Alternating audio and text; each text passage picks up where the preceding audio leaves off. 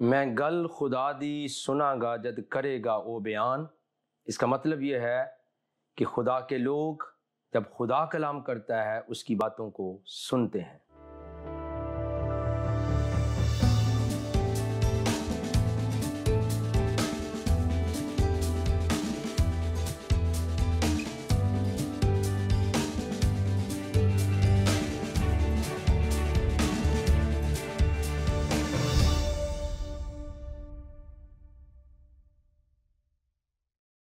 Programme دوستی کا ہاتھ بھائی صدیق کے ساتھ میں ہوں آپ کا میزبان پاسٹر صدیق پال۔ آپ سبوں کی خدمت میں ناظرین کرام سلام، شالوم اور السلام علیکم،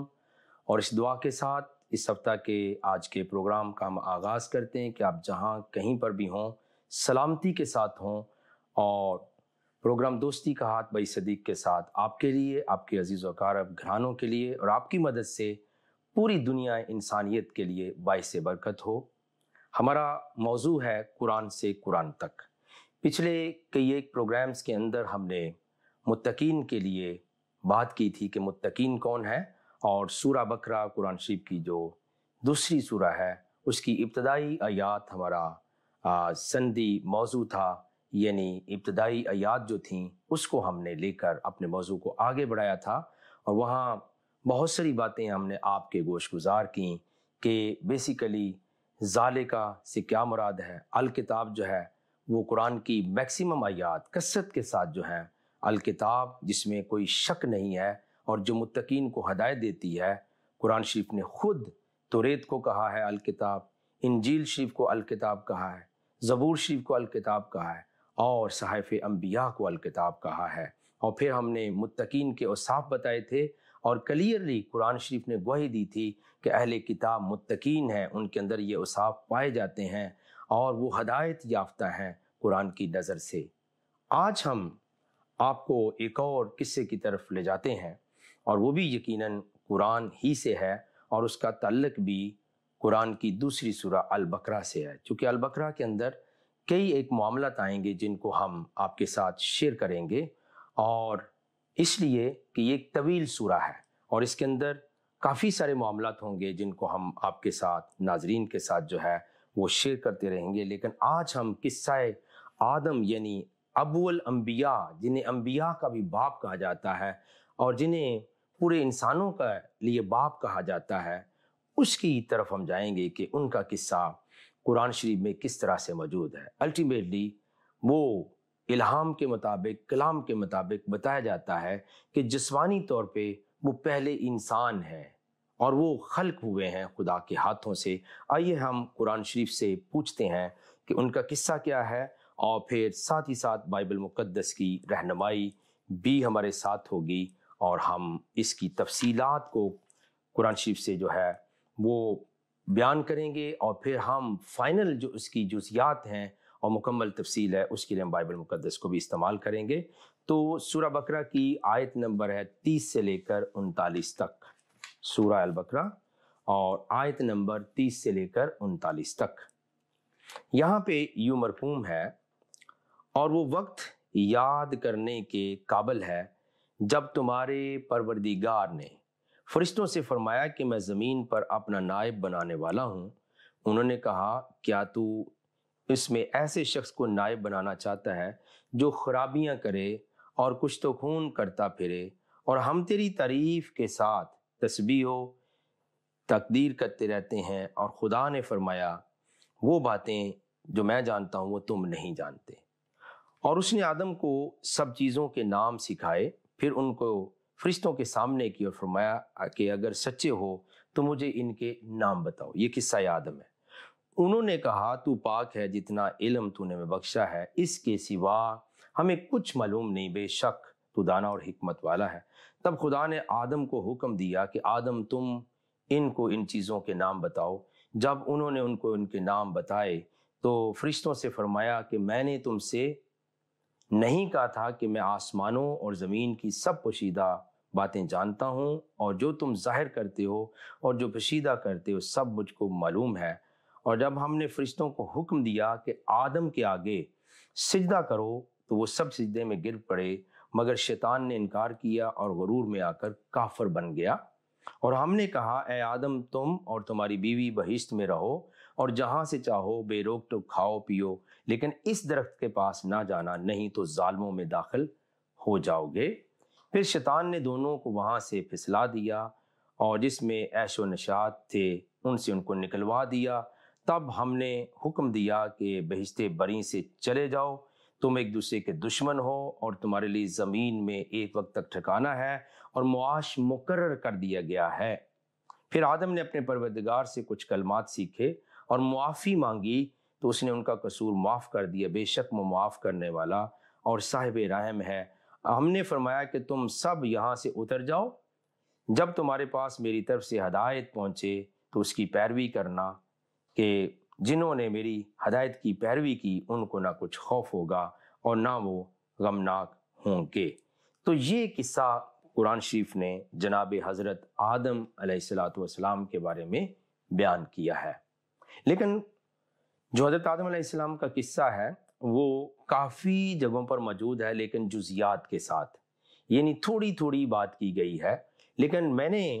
قرآن سے قرآن تک اپنے موضوع کے لیے اور اس سلسلہ گفتگو کے لیے جو ہے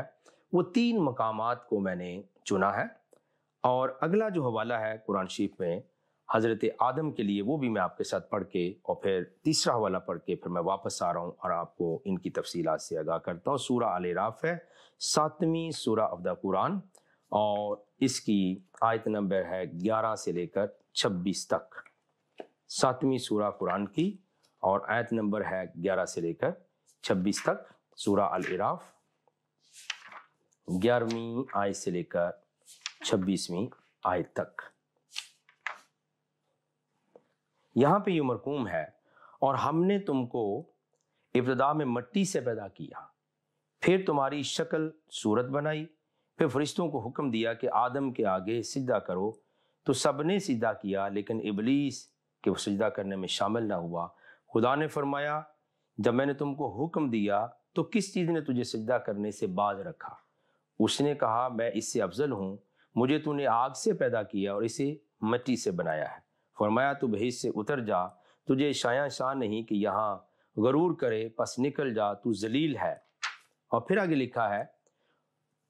اس نے کہا کہ مجھے اس دن تک مہلت عطا فرما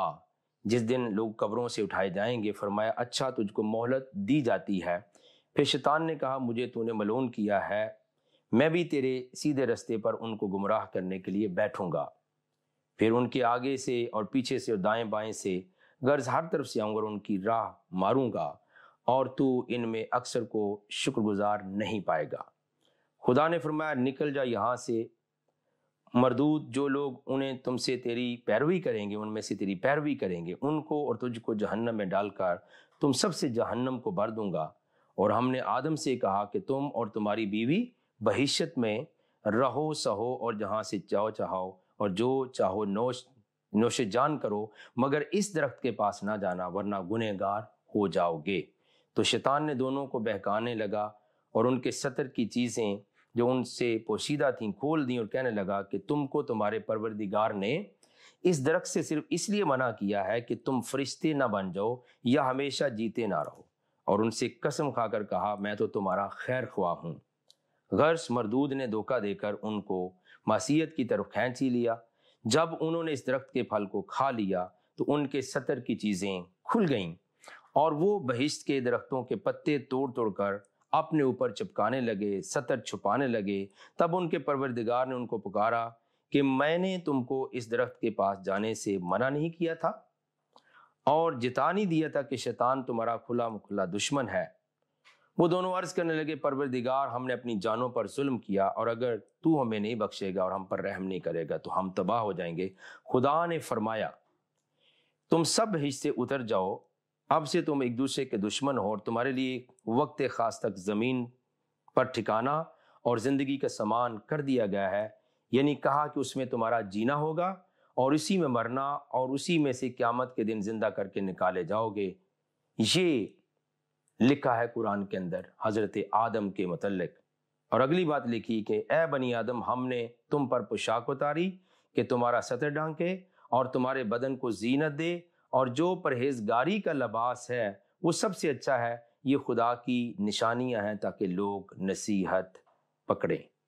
تو یہ قرآن کے اندر دوسرا ایک قصہ بیان کیا گیا ہے حضرت آدم علیہ السلام کے متعلق، اور آخری بات کہہ کے پھر ہم واپس آئیں گے اور اس کے متعلق گفتگو کریں گے، وہ ہے سورہ طٰہٰ، یعنی 20ویں سورہ ہے قرآن کی، اور اس کی ورس نمبر 115 سے لے کر 127 تک سورہ طٰہٰ ہے، اور 20ویں سورہ قرآن کی، اور 115ویں آیت سے لے کر 127ویں آیت تک یہاں پہ لکھا، اور ہم نے پہلے آدم سے عہد لیا تھا مگر وہ اسے بھول گئے، اور ہم نے ان میں سے صبر و ثبات نہ دیکھا، یعنی وہ ثابت قدم نہ رہے، اور جب ہم نے فرشتوں سے کہا کہ آدم کے آگے سجدہ کرو تو سب سجدے میں گر پڑے مگر ابلیس نے انکار کیا۔ ہم نے فرمایا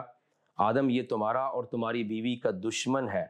تو یہ کہیں تم دونوں کو بھیج سے نکلوا نہ دے، پھر تم تکلیف میں پڑ جاؤ، یہاں تک کہ یہ آسائش ہے کہ نہ بھوکے رہے نہ ننگے، اور نہ یہ کہ پیاسے رہو اور نہ دھوپ کھاؤ۔ تو شیطان نے ان کے دل میں وسوسہ ڈالا اور کہا کہ آدم بھلا میں تم کو ایسا درخت بتاؤں جو ہمیشہ کی زندگی کا ثمر دے اور ایسی بادشاہت کی کہ کبھی زائل نہ ہو۔ تو دونوں نے اس درخت کا پھل کھا لیا اور ان پر ان کی شرمگاہیں ظاہر ہو گئیں، اور وہ اپنے بدنوں پر بہشت کے پتے چپکانے لگے، اور آدم نے اپنے پروردگار کے حکم کے خلاف کیا تو وہ اپنے مطلوب سے بے راہ ہو گئے۔ پھر ان کے پروردگار نے ان کو نوازا تو ان پر مہربانی سے توجہ فرمائی، سیدھی راہ بتائی، فرمایا کہ تم دونوں یہاں سے نیچے اتر جاؤ، تم میں بعض کے دشمن ہوں گے، پھر اگر میری طرف سے تمہارے پاس ہدایت آئے، اور جو شخص میری ہدایت کی پیروی کرے گا وہ گمراہ نہ ہوگا اور نہ تکلیف میں پڑے گا، اور جو میری نصیحت سے منہ پھیرے گا اس کی زندگی تنگ ہو جائے گی، اور قیامت کو ہم اسے اندھا کر کے اٹھائیں گے، اور وہ کہے گا میرے پروردگار تو نے مجھے اندھا کر کے کیوں اٹھایا، میں تو دیکھتا بھالتا تھا۔ خدا فرمائے گا ایسے ہی چاہیے تھا، تیرے پاس ہماری آیتیں آئیں تو تو نے ان کو بھلا دیا، اسی طرح آج ہم تم کو بھلا دیں گے، اور جو شخص حد سے نکل جائے اپنے پروردگار کی آیتوں پر ایمان نہ لائے ہم اس کو ایسا ہی بدلہ دیتے ہیں، اور آخرت کا عذاب بہت سخت اور بہت دیر رہنے والا ہے۔ یہ میں نے 3 مقامات ناظرین آپ کے لیے ایک لمبی میں نے تحریر آپ کو پڑھ کے سنائی ہے، قرآن شریف کے 3 مقامات۔ میں نے جیسے عرض کیا کہ اور بھی دیگر مقامات پر جناب آدم کا باتیں اور ان کے متعلق قصہ موجود ہے، آیات موجود ہیں، لیکن وہ تھوڑا جزوی طور پر، لیکن یہاں یہ 3 بڑے مقام تھے، یہاں میں نے آپ کے ساتھ عرض کیا ہے۔ اب آپ دیکھیے کہ قرآن شریف کے اندر سے جو کچھ آپ نے سنا ہے اس کا مفصل جو بیان آپ کو ملے گا کہ دیکھیے 2-3 باتیں۔ پہلی بات ہے کہ آدم کو خدا نے پیدا کیا، اور پھر فرشتوں سے خدا کا مکالمہ ہوتا ہے، اور وہ خدا کو مشورہ یہ دیتے ہیں کہ اس کو پیدا نہ کر، یہ قتل و غارت کرے گا، یہ خون کرے گا، لیکن خدا پھر بھی بناتا ہے، فرشتوں کو کہتا ہے کہ جو میں جانتا ہوں تم نہیں جانتے، پھر آدم کو بنا کر کہتا ہے کہ سب فرشتے اس کو سجدہ کریں، مگر ابلیس نہیں کرتا، اور ابلیس کی دشمنی آدم کے ساتھ شروع ہو جاتی ہے، اور پھر وہ اس کا کہا مان لیتے ہیں اور خدا کے آئین کو توڑ دیتے ہیں۔ اب یہاں پر بڑی ایک اندھی عقیدت کار فرما ہے، اور بہت سارے لوگ کہتے ہیں کہ نہیں جی آدم سے تو خطا ہوئی، وہ سہون غلطی تھی، لیکن قرآن شریف یہ بات نہیں کہتا۔ اسی قرآن سے قرآن تک کی جو بات ہے وہ اس لیے مستند ہے کہ کوئی قرآن کے اندر لکھی گئی ہے، اور جو لوگ آپ کو بتاتے ہیں وہ اپنی طرف سے بتاتے ہیں، اور وہ جھوٹ کا پلندہ ہے،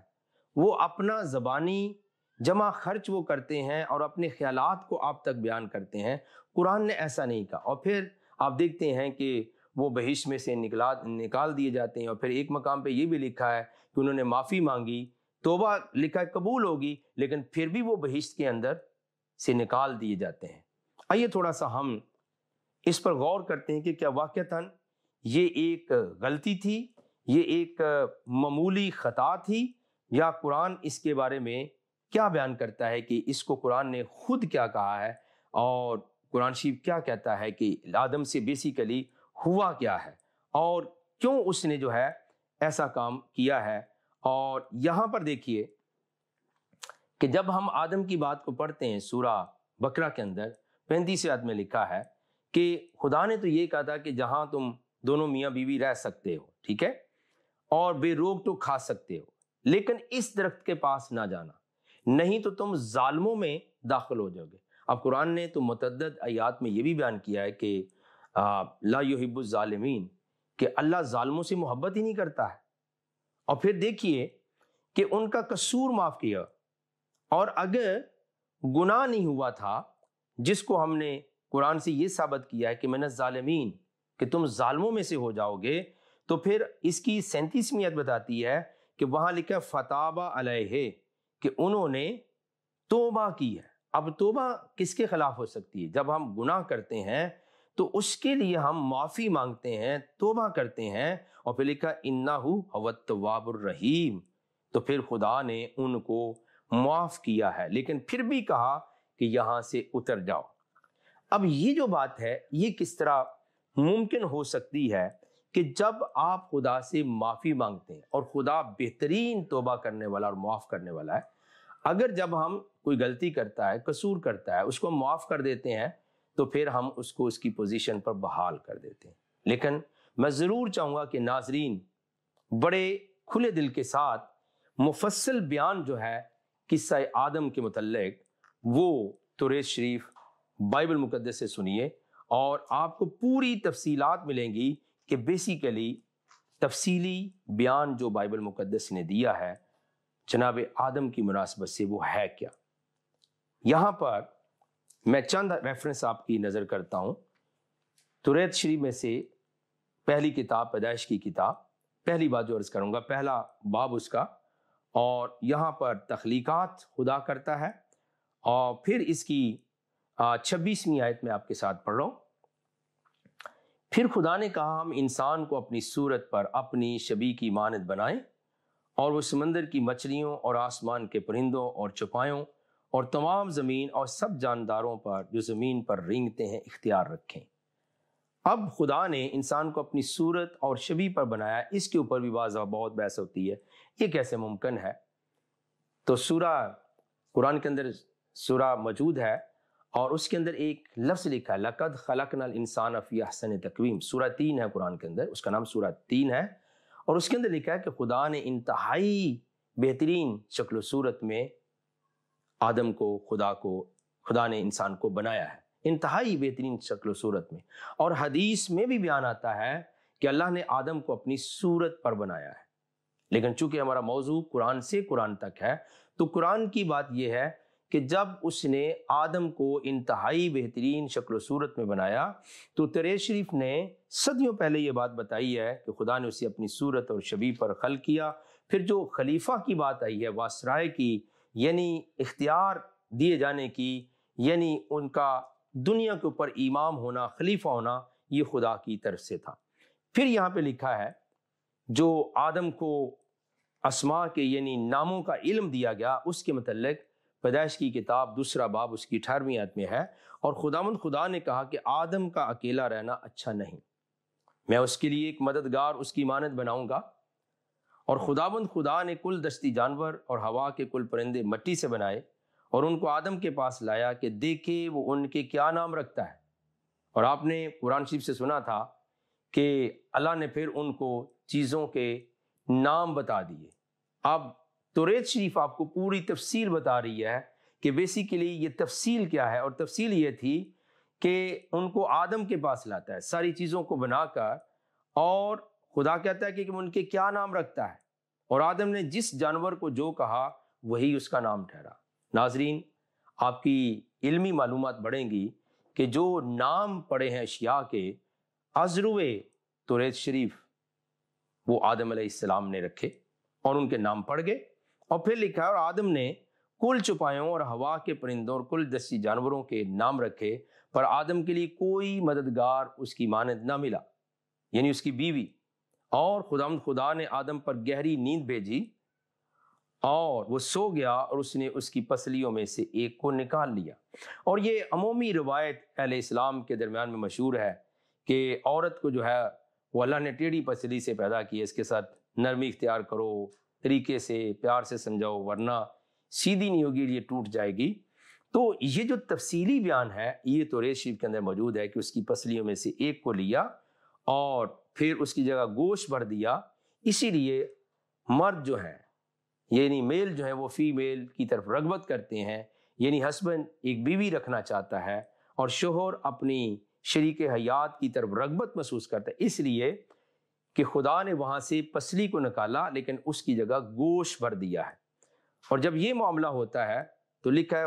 خدا اس پسلی سے جو اس نے آدم میں سے نکالی تھی ایک عورت بنا کر اسے آدم کے پاس لایا۔ تو اب یہ اسلام کے درمیان میں مسلمان بہن بھائیوں کے اندر جو یہ روایت اور حقائق مشہور ہے، اس کا جو ماخذ ہے، اس کی جو بنیاد ہے، اس کا جو تفصیلی بیان ہے، وہ توریت شریف کے اندر آپ دیکھ رہے ہیں کہ خدا نے پسلی کو لیا، اسے بنایا اور اس میں سے اس عورت کو بنا کر اس کے سامنے لایا، اور آدم نے کہا یہ تو اب میری ہڈیوں میں سے ہڈی اور میرے گوشت میں سے گوشت ہے، اس لیے وہ ناری کہلائے گی کیونکہ وہ نر سے نکالی گئی ہے۔ اس واسطے مرد اپنے ماں باپ کو چھوڑے گا اور اپنی بیوی سے ملا رہے گا، وہ ایک تن ہوں گے، اور آدم اور اس کی بیوی دونوں ننگے تھے اور شرماتے نہ تھے۔ اب عجیب سی بات ہے کہ ہم انصاف کا دامن ہمیشہ چھوڑتے ہیں۔ مجھے کئی ایک اسکالرز کی کتابیں پڑھنے کا موقع ملا، اور انہوں نے یہ جو لکھا ہے بات کو کہ وہ ننگے تھے، وہ شرماتے نہیں تھے، اس کو گستاخی قرار دیا۔ حالانکہ قرآن شریف نے تو، میں نے 3 بڑے پیسیجز پڑھ کے سنائے، وہ کہتے تھے کہ وہ بھی ننگے تھے اور وہاں پہ وہ جنت کے بہشت کے درختوں سے اپنے آپ کو چھپا رہے تھے۔ تو اب مجھے یہ بتائیے کہ یہ گستاخی کیوں ہے جو توریت شریف کے اندر لکھا ہے، اور جو قرآن شریف کے اندر لکھا ہے وہ صحیح کیوں ہے؟ میں اس کو جہالت کی انتہا کہوں گا، اور میں عدم معرفت اسے کہوں گا، اور خدا دشمنی کہوں گا، کلام الہی کی دشمنی کہوں گا، کہ ہم صرف حسد میں، جیلسی میں اور پھر رکابت میں، دشمنی میں آ کر ایسی باتیں کہتے ہیں جو کہ خدا سے ہمیں دور کرتی ہیں۔ دیکھیے، جب آپ کوئی کلام کرتے ہیں، جب آپ کوئی بات کہتے ہیں اور آپ کا جونیئر، آپ کا متحد اسے نہیں مانتا ہے، تو آپ بھی کہتے ہیں کہ آپ نے تو میری باتوں کی، میرے آرڈر کی توہین کی ہے۔ تو خدا کا کلام تو اس سے بہت بڑا آرڈر ہے انسان کے لیے۔ جب ہم اس کے خلاف کہتے ہیں تو گویا ہم کلامی کو توہین کے زمرے میں نہیں لاتے، بلکہ ہم اصل میں خدا قدوس کی توہین کرتے ہیں، اس کی انسلٹ کرتے ہیں۔ تو ایسے لوگ کیسے برکت پا سکتے ہیں؟ میں نے اکثر ایسے معاشروں کو دیکھا ہے جہاں پہ خدا اور اس کے الہی کلام کی مخالفت ہے، وہ غربت کے اندر ہے، وہ فساد کی نظر ہو گئے ہیں، وہ ظلم سے بھرے ہوئے ہیں، وہ مصیبتیں اٹھا رہے ہیں، کیونکہ ان کے رہنما، ان کے پیشوا ایسے ہیں جن کے متعلق جناب حضرت المسیح نے یہ ارشاد گرامی فرمایا تھا کہ افسوس اے شرع کے عالموں، تم نے معرفت کی کنجیاں چھین لی ہیں، نہ خود داخل ہوتے ہو نہ ہونے والوں کو ہونے دیتے ہو۔ تو یہ آپ کا فرمان ہے ان علماء سو کے متعلق، ان فسادیوں کے متعلق جو خدا کے کلام کی مخالفت پہ لوگوں کے اندر تبلیغ بھی کرتے ہیں، تقریر بھی کرتے ہیں، تحریریں بھی لکھتے ہیں، اور وہ کبھی خوف خدا نہیں کھاتے کہ ہم کیا کہہ رہے ہیں۔ تو یہاں پہ آپ نے دیکھا کہ آدم علیہ السلام نے چیزوں کے نام رکھے، اور پھر وہ جو حقائق یا روایت مشہور ہے کہ آدم جو ہے ان کے ساتھ خدا نے یہ معاملہ کیا ہے کہ ان کو بنا کر پھر ان کی پسلی میں سے عورت کو بنایا ہے، اور جو روایت اور حقائق جو مشہور ہے گردش کرتی وہ نے آپ کو بتا دی کہ جی آدم کی ٹیڑھی پسلی سے پیدا کیا ہے، اور پھر جو ہے نا اس کو طریقے سے رکھو ورنہ وہ ٹوٹ جائے گی۔ عورت کے متعلق بہت سارے شبہات، بہت ساری عجیب باتیں جو ہیں وہ گردش کرتی ہیں مسلم معاشرے کے اندر، لیکن خدا کا کلام یہ بتاتا ہے کہ جس احسن الخالقین خدا قدوس نے آدم کو بنایا، اسی نے اس کی بیوی، اس کی عورت کو بنایا، حوا کو بنایا۔ لیکن یاد رکھیے، آج ایک علمی بات کہنا چاہتا ہوں، اگرچہ میرے مسلمان بہن بھائی اسکالر کہتے ہیں کہ اسلام نے، قرآن نے عورت کو بہت بڑا مقام دیا ہے، آج میں یقیناً عرض کرنا چاہتا ہوں بہت ہی معذرت کے ساتھ، بہت ہی ادب کے ساتھ، کہ پورے قرآن شریف کے اندر حضرت حوا کا پہلی عورت کا نام موجود نہیں ہے، اور ان کے تفصیل کے ساتھ جیسے بائبل مقدس جو نور الہی ہے، جسے قرآن نے خود کہا ہے کہ وہ نور ہے، وہ ہدایت ہے، اور وہ متقین کو راہ بتاتی، وہ الکتاب ہے، وہ ضیاء ہے، اور وہ نصیحت ہے، وہ نور ہے، وہ ہدایت ہے، اس کے اندر تو تفصیلی بات موجود ہے۔ حضرت ہوا کے بنائے جانے کا قصہ موجود ہے، بات موجود ہے، ان کا نام موجود ہے، لیکن پورے قرآن شریف کے اندر ناظرین، مسلمان بہن بھائیوں سے بھی عرض ہے، ریسرچ کے لیے، تحقیق کے لیے یہ بات اپنے ذہن میں رکھیے، اور مسیحی بہن بھائیوں اور مومنین کے لیے عرض کرتا ہوں علمی بات کے لیے، کہ پورے قرآن شریف کے اندر حضرت حوا کا نام موجود نہیں ہے۔ پورے قرآن شریف کے اندر حضرت حوا کے بنائے جانے کا تفصیلی بیان موجود نہیں ہے۔ اور پھر یاد رکھیے کہ بائبل مقدس کو یہ شرف حاصل ہے کہ اس کی پہلی کتاب میں، پہلے باب میں حضرت انسان کے بنائے جانے کی بات موجود ہے۔ تو اب دیکھیے کہ قرآن سے قرآن تک کا جو سلسلہ ہے، وہ کتنی غلط فہمیاں اس پروگرام کے ذریعے دور ہو رہی ہیں۔ شاید ہم نے پہلے کبھی نہ سنا ہو کہ پورے قرآن شریف میں شاید آپ کو یہی بتایا گیا ہو کہ ہر چیز کی تفصیل موجود ہے، لیکن سورہ الاعراف میں جو آیت موجود ہے وہ قرآن شریف کے متعلق نہیں، بلکہ موسیٰ کی کتاب کے متعلق ہے کہ وہ تفصیلاً لکل شیء، اس کے اندر ہر چیز کی تفصیل موجود ہے۔ اور پھر یاد رکھیے کہ بائبل مقدس آپ کو ایک تفصیلی پورا سٹرکچر دیتی، پورا بیان دیتی ہے کہ خدا نے کیسے آدم کو بنایا، اور پھر کیسے وہ چیزوں کے نام رکھتے ہیں، اور کیسے اس کی شریکہ حیات کو، اس کے ہم سفر کو، اس کی بیوی کو، حوا کو، اس عورت کو بنایا، اور خدا نے اس کی رغبت، اس کی محبت جو ہے وہ حضرت انسان، حضرت آدم کے دل میں ڈالی۔ اور جو آج ہر شوہر اپنی بیوی کے ساتھ محبت کرتا ہے، یہ سنت حضرت آدم علیہ الصلاۃ والسلام ہے۔ وقت ہوا چاہتا ہے ناظرین ہم اختتامی دعا کریں۔ رب العالمین، خدائے قدوس، آسمان اور زمین کے خالق اور مالک، تیرے کلام کے لیے ہم بے حد شکر گزار ہیں۔ اس سلسلہ گفتگو کے لیے، اس پروگرام کے لیے خدا ان ساری چیزوں کو برکت دے، ناظرین کو برکت دے، میرے بہنوں بھائیوں دوستوں کو برکت دے، بلیس کر، اور ان کے کوئی مسائل ہوں وہ اپنے کلمات اللہ، روح اللہ، اپنے کلام مجسم، اپنے محبوب، اپنے ممسوح یسوع المسیح کے نام سے دور فرما، آمین ثم آمین۔ ناظرین، بہت ہی خوبصورت سلسلہ گفتگو ہم نے سنا اور آپ نے اس پروگرام کو دیکھا، آپ کا بہت شکریہ۔ اپنے میزبان بھائی صدیق کو اجازت دیجیے، اگلے ہفتے پھر ملیں گے۔ خدا حافظ۔